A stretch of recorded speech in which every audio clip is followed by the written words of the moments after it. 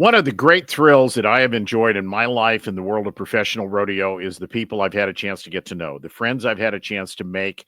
Um, it is shocking to me that I can go through my phone and go through the phone numbers I've got in there and find some of the names that I find. And one of those names is the name of Kaycee Feild, who is uh, the GOAT, six-time world champion bareback rider, 3.5 million in his career. You know all the stats.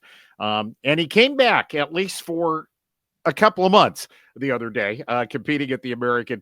Kaycee Feild, welcome. It's nice to have you. Thank you for your time, as always. And like I say, I just appreciate you giving me a few minutes. Tell me about coming back and competing at the American. What was that like? Heck yeah, it was a blast, honestly. Um, I had a lot of nerves, I'm not gonna lie, coming over. I drove and coming down I-15 from Utah into Vegas. You come over the hill, and the memories I have getting those same butterflies, like going to the NFR. I kind of had some pretty good excitement going at when we come over the hill, and then it kind of became real at that moment. And like, holy crap, here I go again. And then getting there, and the people that were there, and the horses that I drew, it was just it was perfect. I had a blast. Um, would have liked to won first, obviously, but at the same time moved on to the American and had a blast doing it. So can't complain at all. And then, I since retirement, I've been doing a little TV stuff, and our TV crew, our broadcast team, Stetson and Luke and myself, we all qualified, and it was just kind of maybe a joke between me and Luke, um, down there during the NFR, and then it kind of become real. So it's pretty fun to have all three of us qualify into the American there. So it was a special weekend. I interviewed you on TV the other day, and I said, "What were you guys talking about during the commercial breaks on the Teton Ridge pre-show during the National Finals Rodeo?" Because it was Stetson came back and he rode great. He's riding great. I didn't think Luke Branquino was ever going to run a steer again, to be honest, other than maybe in the practice pen or showing somebody how to do it at a school. And here you come back, and all three of you move on and get to compete now for $1 million at Globe Life Field, an experience you've had, by the way, before. You've won the American three times.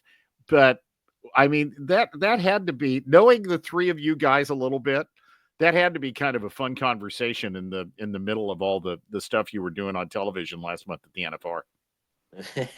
It really was a blast. Um, Luke surprised me too. I'm not gonna lie, and not that his talent. I knew he's gonna do good for sure, but coming out and practicing, then going to the American, so I was proud of him for doing it. That was amazing. But I don't really remember Luke. Really, I remember Luke in the NFR like saying, "Everybody here is an American, but me. Maybe it's my turn, or kind of stuff like that." But other than that, that was about it. Was JB Mooney on the Teton Ridge pre-show with you guys? Yeah, but he was at a different location, and so we would kind of jump back and forth with him. Yeah. JB was the very first American bull riding champion. And I know the doctors have told him, don't do it again. But um, would it surprise anybody? Would it? you know, I Um, think I think no, I'm pretty sure JB's pretty content. I think he's happy with life and what he's got going on right now. I don't know though. You never know. I didn't a no. year ago. I wasn't going to do it again. Wasn't going to ride again. So who knows? So, what was there? One spark? Was there one moment? You told me on TV the other day that you really love. How did you put it? The process of getting ready to compete. You really enjoyed that, of getting ready for the National Finals Rodeo. If you missed it, the American West Regional Contender Tournament finals were at the South Point Hotel and Casino the second weekend or first weekend of January. Kaycee finishes one of the top five. He advances on to the American now, and a chance to win it again. But you told me on TV that like I say, I forget how you worded it exactly. You really enjoyed the process of getting ready for the NFR, and it was like that. So I guess two-part question. Number one, how'd you get ready? And number two, was there one moment or spark or one day when you woke up and said, "The hell with it, I'm going to do this"? How did you handle it? Um, there's I don't know. There's talk about going rodeoing with my nephew. There was Steph wanted me to go to the American last year. Um, going to the NFR, seeing them bucking horses. I've had a few dreams, like, and then, I friend of my dad's an older man, an older gentleman. I told him about my dream, and he's like, "Man, Kaycee, I've been having those same dreams too." Hmm. And it was just kind of like, huh, well, and then I just started thinking more about it. And then sitting at the stands at the NFR, I love that. But it was like, man, I'm still in good shape. I can still do this. But then talk to my family and business and stuff at home. It's not realistic. I can't go hit the road again right now for sure. But to go for 2 weekends, yeah, that's pretty realistic. So, and like I said, the process of getting ready for an event like this is way fun, and the studying and the I don't know, the strength training mentally that it. I remember 2014 when the American was first started, and Randy Bernard had this vision at a time, and I shouldn't say this because I'm probably not going to get the words exactly right, of creating this opportunity of the average Joes versus the superstars. And part of what he did in his vision, if you remember the very first year of the American, we brought back a lot of guys to compete. I think if I remember right, the bareback riding was the only event where somebody who had retired didn't come back. Oat Berry came back in the steer wrestling. Dan Mortensen came back in the saddle bronc riding. It was in every event. Charmaine came back in the barrel race. Every event except the bareback riding. I think somebody came back and so there's always been that element of somebody coming out of retirement. It hasn't been that long since you retired. I'm pretty sure it didn't take much to get you back into riding shape. Well, I'll tell you what, riding shape and being in shape in the gym are completely different, and it's been about 10 days, and I'm still rubbing my Power Pro warming lotion on my neck and my back. I've been pretty stiff, but no, I need to get some practice horses here at the house and need to get on a couple a week, maybe 3 or 4 a week. Yeah. I want to ask you one more American question, then I want to get on to some other things. Tell me the story again, because I thought it was a hilarious story about your mom and her reaction when you first said, "I'm going to go get on at the American qualifier," and then eventually just retell that story because I thought it was a lot of fun when you shared it on TV the other day. Yeah, so my mom, I kind of brought it up that I was gonna go rodeo again, or maybe go to the American, just about like that. That's about all I said. She, no, that is so bad. You don't want to be one of those guys that come out of retirement and humiliate yourself. No way. I don't think it's a good idea, and I don't support it. And I was like, "Whoa, all right." And my stepdad Brennan, he just kind of chuckled. He's like, "Don't worry about that. She doesn't mean that. Whatever," and laughed it off. And then she followed me home. Oh, I don't know, around Christmas time or something. Pulled in the driveway, and she jumped in the truck and just said, I'm sorry I said that, but." You have my blessing now. And she said a few other things, along the lines of my discipline and my hard work, it will pay off. And she believes in me, and so I go kick their butt pretty much. So Wow. it Um, was pretty awesome. I'm trying to imagine how you just casually bring that up. Oh, by the way, I've decided I'm going to go get on a couple more horses over the turkey and giblets at Thanksgiving time. That to me would have been almost as much fun as hearing her reaction as how you just casually brought it up. Well, yeah, there was this Chad. He wants me to rodeo bad. My brother and his boy, he's 18 and wanting to go. He actually just texted me just a second ago and said, "Lost Fresno's question mark. It has 6,000 added. I need to go to this one." Like, he's getting ahead, the cart before the horse, and it's been a fun little process watching him, get lots better and see his goals and how he's working toward them. But again, it's like I can't go do that. But that's kind of at Thanksgiving. That's another reason it was brought up is Daxton, being 18 and gonna hit the rodeo road, and I, I should go with him. And I was like, I'm not opting that. I'm not, I'm not there. He needs to be doing a lot different things out on the road than I do. Kaycee, can I ask you a question about the National Finals Rodeo? And this is a little bit out of left field, but several nights while either Ryder or Statler Wright were riding, we had a shot of Stetson Wright sitting up in the VIP area on television, and you were sitting next to him in some of those shots. Did you get an elbow in the eye? I mean, those boys ride with each other like that is a family that is as close as they could be, but they get so animated when, if one of them's riding, the other three are riding every jump with them, aren't they?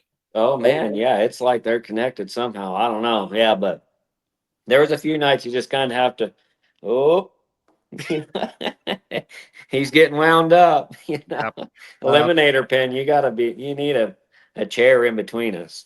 Yeah. That's He for came out, sure. he won that event. He won the saddle bronc riding in Las Vegas, and I saw he was just 89 in the bull riding the other day in Denver. Um, where's he going to end up on the list of greatest of all time? It's too early probably to tell, but he's got a chance to have his name right up there at the top of that roster, I think. Oh, he'll be, in my opinion, he'll be number one. How young he is and his desire to win, and being with him in Vegas those 10 days. Um, I remember being, 22, 23 years old and understanding my capabilities. I had been to the NFR a couple of times. My goals were lining up. I was achieving them. But to dream it and believe it and understand it is completely to a different level. And Stetson has been at that level for a long time. And when you can slow it down like he has from as long as he's had off, that's an unbelievable task to Yeah. to do, and the focus that it takes. And injuries, will come. It just depends on how bad. Hopefully, they're never too bad. But the bull riding, it's it has those moments where there's career-ending injuries, like JB and his neck. So they're realistic. But right now, he's one of the greats of all time. But he will continue to be a very dominant rough stock cowboy in the bronc riding and bull riding for years to come. Ty Murray was the king of the Cowboys, and I remember him telling me when Trevor Brazil came along, Trevor can win as many all-around titles as he wants to win. I think the same thing applies to Stetson. I think he can win as many titles as he wants to win as long as he stays healthy. Yep, I totally agree. Um, and he's a special guy. I'll just say that he's just he's one of those people that's a once in a lifetime human being. Yeah. You Let me ask you, I don't know if anybody's ever put it to you this bluntly or not, Kaycee, but how come you were so darn good at what you did? boy, uh, life experiences and being surrounded with champions, and my mom and dad, my wife, um, everybody that's a part of my life believed in me. But I definitely, um, that's hard to say, but I was very fortunate, very blessed, with the injuries that I had to even to come back and continue to win. I had God was on my side a lot of the way. But still, when it come to hard work and discipline and getting to the gym and then understanding my body throughout the season, I credit a lot of my success to the knowledge that I have on how to take care of my body. How how far, this might be Steve's dumb question to the interview, but I'm going to ask it. How far can raw talent carry you? I'm going to say not just in sports, but in any event or in any. I don't care if it's um, any discipline in life. I don't care if it's rodeo. I don't care if it's football, basketball, whatever. There's no question that you had the raw talent. We all saw that immediately. I remember back in the day in 2009 and 2010 when your introduction from rodeo announcers frequently had something to do with here's Louis Fields boy. Yeah. And then all of a sudden you started winning world titles and it's changed to here's the world champion. We never forgot Louis, but um, Hey, that was a goal. yeah, I didn't want to be little Louis's little boy. Like I don't ever want to take that for granted, but you know, I had big goals, and and my dad believed in me. He would rather have it called the other way too, but I wanted it to get to a point that I was six world time, and he only had five. And like, you know, when I think of my dad, and if he was still here, or even, joke around that he is here, like, I've got six world titles, Dad. Like, Yeah. gotcha. But You it's you didn't see '07 and '08 though, Steve. Those were pretty rough bareback years. well, you gotta. I mean, everybody's got to improve and everybody's got to get better. But I guess the thought was the reason I started that question the way I did, and then I let myself get sidetracked. Hmm. You have the talent, you have the physical ability, but in rodeo, as much as any sport, at some point, you have to master this up here, don't you? Yeah, Um, it's you've got to eighty learn percent mental. not just how to ride. You got to learn not just how to do your job for 8 seconds in the arena, but you got to handle all the other stuff. Yeah, it's 80% mental. It really is. It's there's things that affect your riding, affect your score, but you can't let it affect your riding, if that makes sense. Mhm. There's a lot of things, bareback ride and rodeo is a young man's sport, they say. But it's not just body either. It's a mind thing as well. Once you've been in the sport and you learn how things operate, and you think that you're smarter than a lot of people, and you might understand things because you've seen it all from, different cultures working in different places. But you start to waste energy on things that will not make your score better. And so there was a period of time there with the ERA, and then the next year coming back to the PRCA, where those things I thought I needed to be a part of things that, of the rodeo world that had nothing to do with my ultimate goals of being a world champion. And somehow I let those things affect who I was to where it affected my riding. So there's a lot of ways that you can get distracted in rodeo, and it always seems, there's injuries, there's distractions, there's um, things that just make it a difficult living.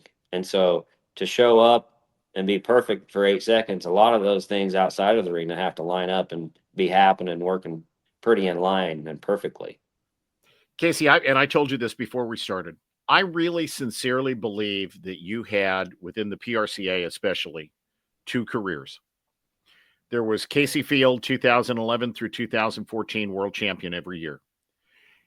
There was that time in the middle of the 2000 and the decade of 2011 to 2020 or 2010 to 2019, however that grows, when your dad was going through cancer and the ERA year, and the ERA, I think, probably looked like it was perfect for you because of the issues that you were going through with your father. And then you came back, and then you won world titles again. And to me, and if you think I'm an idiot, you please tell me. To me, the thing that marked the 2011 through 2014 Kaycee Feild, and the thing that marked the I just came back to pro rodeo Kaycee Feild was fun. Oh It yeah, looked to me like you were having fun when you were riding bareback horses during those times when you were having so much success. for Is that sure. And oversimplification? no, it's exactly what it was. As soon as I started treating it like a job, and I had to go out there and I had to do this, um, it took the fun out of it. It's a very fun living. It's a very fun atmosphere. The camaraderie between everybody at the rodeo is amazing. It's fun to have friends that want to see you do good and pull for you. And that's something that I didn't really understand when I was winning, when I was real young and life was happening fast. I was going overseas and started a family, and there was things that were very life impacting that were going on in my life. And then losing my dad, and then that little spat right there, and then when I come back and you say I was having fun, well, I was. I It was like a second chance to say thank you to the gate man in Salinas that's been there for 17 years, the cameraman Tom behind the shoots at the NFR, he's been there since my dad was riding, and Yeah. he yells when I'm getting down on my horse. He's yelling, show them what they came for, Field. Like every night for the 13 years I went there, and uh, to to go and to show my skills and my ability, and not let people down. Not that it mattered. It's up to me completely, but it it was so fun, and I treated it like a vacation. I was, you know what, I'm going to take my family as much as I can. Instead of going to the beach, we're going to the rodeo, and I get to go perform, or I get to go and compete and win. But just come and be a part of this, kids. These are my friends. Meet these great people. I've known these people for years, and so when I went to the rodeos, I was excited to be there. I was excited to see my friends, and then on top of that, I knew my capabilities, and I knew I was ready to ride and ready to win. So when all that stuff is happening, for damn sure, it is a lot of fun. I want to ask you about the impact of some people in your life. And you've been asked hundreds of times, I'm sure, about Louis Field, your father, another of the greatest of all time. But what did he do for you? What did he mean to you? What did he teach you? What did you take away from him? You could spend an hour on this question, I know. But talk a little bit about Louis Field. Oh man, I don't even know where to begin. Just because I knew him as dad. That's all he was to us. I didn't really understand the champion he was until after he was gone. And you know, when I started rodeoing full time, I kind of took more notice to what he had accomplished in the sport, and then to understand the champion that he was as a dad at home. But um, that then after he passed, the people that tell me stories are people that I deeply respect, and they haven't told me these stories when he was alive, but after he's passed, what my dad meant to them, and maybe a little story, what he helped them or said a few things to them that impact their life or their lives forever. Um, but one thing that looking back is love. Um, when we competed, like even if we didn't win, he was like jacked, pr- Hmm. just super proud of you. It didn't like no bad days. If we went to work picking up rocks in the field or picking up hay bales, 90 degrees, 95 here in Utah in July, it could be 100. And it's hard work, but with dad there, you're gonna have a memory. You're gonna have a laugh. It's and then somewhere along the line, you might talk about your goals, and he makes it simple, like, well, that's a big goal, but if you do this, you can achieve that pretty easy. Maybe write down a different different goal. Maybe reach a little farther. So, I think the thing with my dad that I take away that when and still I feel it I still feel his impact a lot. I feel um his presence. But he pushes you to excel to your best. You get asked a lot about Louis. You probably don't get asked near enough about Veronica. Talk about her and what she meant to you and what she Yeah, meant to you. she's an amazing lady. She's a very outgoing. Um Her thing is you can't say can't, and another just a loving human being, and believes in you. um doesn't have a strange friend anywhere. She's saying hello and making friendships everywhere she goes, and she's a traveler, so she's got friends everywhere she goes. Mm. And she's full of life, and an amazing grandma. I'm so happy that my kids are blessed enough to have a grandma like her, and the influence that she has on our kids is something amazing as well. I want to ask you about a couple other people. Stephanie and the kids. Oh, they're amazing. What Yeah. if I mean, I again, you can talk for an hour about I just think you married way out of your pay grade with her. She's something special. Yeah, she's amazing. She's a hard worker, and um she's you know when I got married, it was life just accelerated. Life just got so much better. Um and part of it is I had the best teammate. I have someone that has, 100% faith in me, believes what I'm about, but also, we're realistic with each other and keep each other on the straight and narrow as well. And to have her as a mother to my kids and, um, you know, what my kids are becoming is because of her and her influence on our kids, and they're fun to be around. They're winners and they're motivated kids. Are your kids wanting to rodeo? They say, I'm gonna be a barrel racer, and Hux, he's like, I want to go ride the buck machine, but I don't know if I've ever asked him that question, but uh, if they want to be, for sure, we'll hit the road. We go to the junior rodeos and mess around with it maybe 3 or 4 times a year, but we don't get too serious about it. I always felt like the biggest thing you can do as a parent is just um there are a lot of things that your kids can do that you might want them to do, but that isn't necessarily what they're called to do. And so you need to make it possible for them to. Yeah, I mean, you want to try to teach them and guide them, but you also want to give them the leeway to. You want to be a barrel racer? Great. You want to be a concert pianist? Okay, let's get her done. Like your mom said, there's no such thing as can't. Just figure out how to do it. I always thought. Exactly. Yeah, that's what I'm trying to, instill in my kids is just whatever you do, you just try your hardest and be there to be the best. When you show up and you're competing or you're showing up to a competition, you show up there prepared and ready to put your foot down and walk out of there winning and maybe not hold the first place trophy, but from whatever that situation was, you learned enough to progress and be better the next time. Kaycee, when I know you traveled with a lot of different guys in your life, and I told you I wasn't going to make this all about just what you had done in your career, and I want to ask you about what you're doing now. But whenever I think of you, inevitably a vision of Tilden Hooper pops in my mind. You guys Yeah. spent a lot of years, put on a lot of miles together, gave each other more stuff than probably any two human beings imaginable, I think, and were the best of friends and brothers the whole time. Am I right in saying? Tell me about Tilden. Oh yeah. Best travel partner in the world. We've traveled since '08.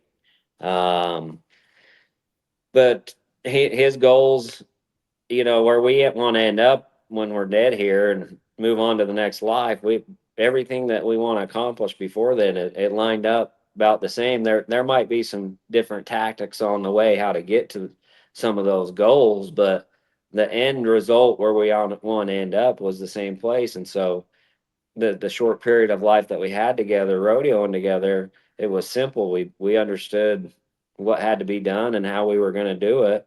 And same thing with him. His mom and dad told him he was the best from a very young age. And so our positive attitudes and our optimistic mindset is ingrained from a very young age. And so we clicked right off the bat. And, we competed down there in Vegas at the contender round a few weeks ago. And he rode home with us and brought his little boy. And we went and skied for a day. And there's going to be an opportunity where we can do some sort of business together here in the near future. And the friendship that we've created over a rodeo career is it's still going. We don't get to see each other that much, but um, we're continuing to try to win and push each other. That's for dang sure. There's not a dull moment.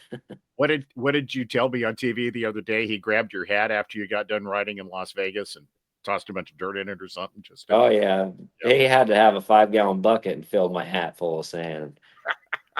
Yeah, there's always something going on for sure, but but too, it gets monotonous. You get in the car and you drive 75,000 miles a year and you're flying 40,000. The airports get boring, and if you're not making fun of every situation that you possibly can, it's going to get real boring and it's going to be hard to win. Yeah. And if anybody is capable of making fun of every single situation, I think it's Tilden Hooper. I'll tell you what. Yeah, yeah, there was one in Vegas. Like it's flip the page. Here we go. Bury your hat down with Hooper. There you go. Kaycee, there are two things that you've taught me in life, and I don't even know if you know this, but every time I've ever interviewed you, and this is going back now 15 years, you talk at some point, and I want folks who are watching this or listening to it to think about what you're about to say, if you say what I think you're about to say, um, about goals and about writing goals down. And I'm willing to bet that now that you are much more Kaycee Feild entrepreneur, dad, and business person than you are bareback rider, even though you're still obviously got a chance to win $1 million at the American now. You're still a goal setter. You're still a right. Talk about that. Talk about that process and where that came from. Am I right in everything I just said? Yeah. There's been periods of times where I haven't wrote goals down, and it's showed in my performance for sure. But that's something that now, you know, I explained it to my business partner like this. Like, I grew up watching my dad be the very best cowboy. The things that he would counsel me on growing up were to be a winner and a competitor. Where my business partner, his dad is the ultimate businessman, and he sat back and watched his dad be a world champion businessman. And now he's very successful in the business world. And I was telling him that, like, hey Thomas, like, there's things that you got to dumb down. Like me, you got to explain like what a latigo is, or when it comes to this stuff in business. And so writing goals down nowadays, um it takes a lot more thought. Where, you know riding bucking horses, it was a dream, and I'd wake up in the morning and I could write it down, or I'd be training and go write it down right next to my goals, or I seen this in my ride and I could write that down. Where business, it takes a mistake for me to write down a goal. Hmm. But it's just like where I'm at right now. It's just a different discipline. It's no different than bareback riding. I have to write my goals down, and I have to go through the process of learning and educating myself to be able to win. And it's it's a different discipline. It's a different mindset, but at the same time, you got to write down goals, and you got to dream big to accomplish big. And so, right now is I'm feeling pretty confident about 2025 and business and the goals that I have written down, and what I'm expecting of myself. Tell me about your businesses, Kaycee. So Power Pro is one I'm passionate about. We've had that company now since 2018. We just came out with a horse product that we are getting great testimonials about. Um, it's amazing. It's a great product. I could go on and on just about that. But and then I have a company, War Bonnet Cowboy Hats, with my brother. He mainly operates it and runs everything there. I don't help a whole lot other than just with connections, like getting into shows or sponsors and things like that. And then I have a new venture, Payment Cowboys. It's a pretty much just a payment architect business. So any sort of payments online, um, high risk, anything like that, we can we can handle those processes, and usually beat everybody's rates on that. And on the back end of that, we started Cowboy Charities, and so 5% of all profits made off of Payment Cowboys will go toward Cowboy Charities. And so, in this business, especially on the technical side of the payment world, everything is going online. And so, um, the compliances that you have to meet, to handle people's money and hold money and pay people, are getting very strict. And Yeah. we have, most of all of our technology is the newest stuff, and it's compliant with the FIDC. So, it's a fun business, and it's all relationships as well. And so I've started another thing off of, it's still Payment Cowboys, but it's called Western Athletes. And so I'm trying to create an ambassador program to where a rodeo athlete.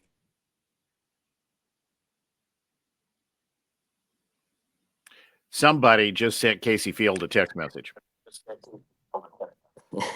So Luke is our first one. and anybody he brings to the table, we'll give him a large percentage of whatever we profit off of those businesses. Huh. And so, trying to create residual income for cowboys after they're retired, or even I want to go to second tier sports like hockey players. There's a lot of hockey players that are in the same situation as rodeo athletes, when they can make pretty good money through their career, but at the end of their career, the sponsors end, and the money that you win go away pretty fast. And so I call those second tier sports. And I want to get involved in a lot of second tier sports and offer this program. And then I'm trying to create a credit card right now where it's $5 cash back, uh, 5 to 10%. So we'll see what happens there. We're trying to get the technology lined up, but Payment Cowboys is something I have a lot of passion about right now. Yeah, I just Googled it, paymentcowboys.com. You can find it. What and Western Athletes, is there a website, or are you to that point yet, or We're building the website right now, and we're working through the details. But Cowboy Charities, we also have a website there. And so in the payment world too, all these other companies, the Stripes, the Squares, Clovers, 99% of them are woke, and they're the people. It's the 3% charge on the credit cards is where this money's coming from. And so we handle the money from the cash register to the bank and to the customer safely and legally. hmm. And so there's a lot of money going passed around, but there's a way that we can benefit the industry a lot through this, and not supporting those companies that are supporting the organizations that are trying to tear our country down. Yeah. Um, you you've had the ability and the skill and the talent and the drive and the want to. And I forget which year it was you won $433,000 at the American, but that helped to, I think it's fair to say, again, correct me if I'm wrong, please. That helped to provide you with the opportunity to financially be able to set some of these other gears in motion. Am I right in saying that? Yeah, for sure. I definitely learned a lot of. I learned things through that situation that where you don't ever learn those things that when you don't have that amount of money, I guess you could say. But there was a time and period right there where, yeah, we did invest in a few things. But what really, sparked the interest in business with me is these people are paying me to put a patch on my shirt, Mhm. and they're understanding the value of me being in the arena and on my social media. Why am I doing this for other people and not myself? Which is if I can create a business that will last longer than my career, that's going to be a huge benefit in the long run. And so that was probably one of the biggest motivators for me to get involved in the business, is the patch and the power of TV and social media. Yeah.